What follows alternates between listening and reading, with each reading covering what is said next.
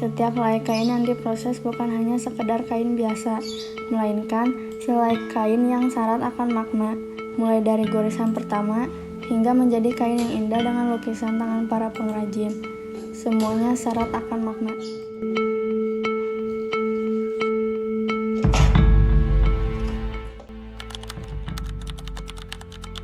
Berdirinya tahun 1970 ya.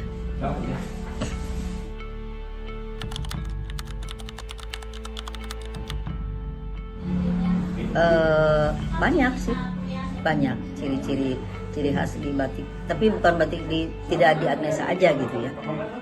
Di batik Tasik itu sebetulnya pada umumnya sama lah.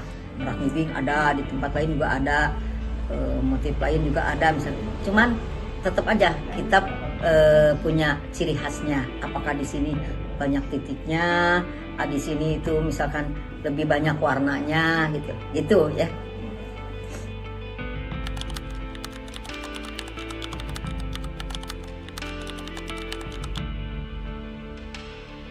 Iya, kita dengan cara ya mungkin memilih bahan yang bagus, pewarna juga yang bagus, terus mengajarkan ke karyawan juga, atau kita membentuk tim QC biar batiknya itu setelah selesai semuanya diperiksa.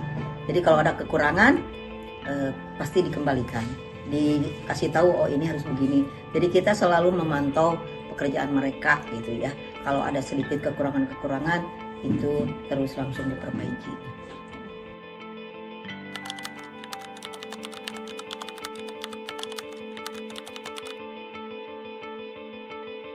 Semuanya manual, tidak ada yang menggunakan mesin atau listrik juga enggak ya. Jadi semuanya asli manual, tidak ada bantuan sama sekali mesin.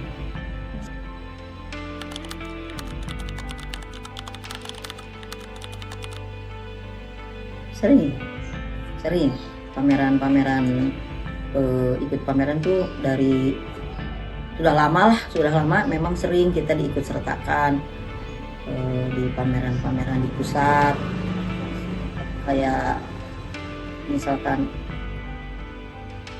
pameran gelar budaya Nusantara atau gelar batik Nusantara, kita sering diikut sertakan.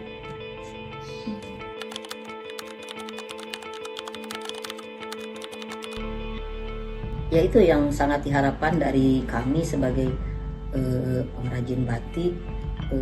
Saya berharap anak-anak muda itu lebih aktif untuk mempromosikan atau terjun langsung di bidang batik atau menopang kegiatan batik. Di antaranya misalkan tidak harus menjadi tukang batik nyanting, tapi minimal ikut melestarikan dengan cara memakai ya. Anak muda itu harus untuk melestarikan batik itu salah satunya memakai dan mempromosikan ya. Kemudian atau mungkin bikin desain batik gitu. Membantu untuk membuatkan desain batik, kan bisa dikomunikasikan ke kita. Kalau misalkan batiknya itu bagus, kita bisa beli itu desainnya ya.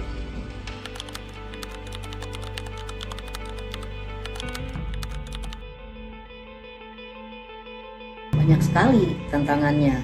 Pertama, tantangan yang pertama muncul itu di batik itu adalah revolusi industri, penggantian dari teknologi manual ke mesin. Banyaknya produk batik yang menggunakan mesin, yang judulnya itu sebetulnya sudah bukan batik lagi, tapi tekstil bermotif batik. Itu kan produk itu sangat menguras, sangat mengganggu, dan banyak membuat pengrajin batik gulung tikar ya. Banyak sekali pengrajin pengusaha batik yang besar di kota Tasik itu akhirnya tidak bisa bertahan. Yang kedua mungkin dari krisis moneter atau naiknya harga dolar sangat berpengaruh. Kenaikan yang kayak BBM itu mungkin lah tidak seberapa ya, tapi kenaikan dolar itu yang sangat berpengaruh, karena kan bahan-bahan baku batik itu banyaknya diimpor, seperti katunnya, misalkan bahan baku kainnya itu diproduksi di Indonesia, tapi kapasnya diimporkan. Ketika dolarnya naik, maka si kapasnya itu akan melonjak naik. Pewarna juga kita masih impor, nggak ada pewarna kecuali mungkin pewarna alam, ya. Nah, kemudian yang satunya lagi tantangannya adalah COVID kemarin ya. COVID sangat juga memperburuk gitu ya. Banyak yang tidak bisa bertahan. Dan terakhir adalah mungkin modernisasi ya, arus globalisasi yang sampai ke pelosok-pelosok yang tadinya ibu-ibu yang misalkan pakai kain sarung di pesantren juga sudah berubah sekarang kan. Jadi udah berubah menjadi pakai rok gitu ya. Ibu-ibu yang tadinya pakai sinjang sudah ganti pakai gamis gitu ya. Nah, mungkin hal-hal seperti itu yang sangat menguras pasar batik gitu ya.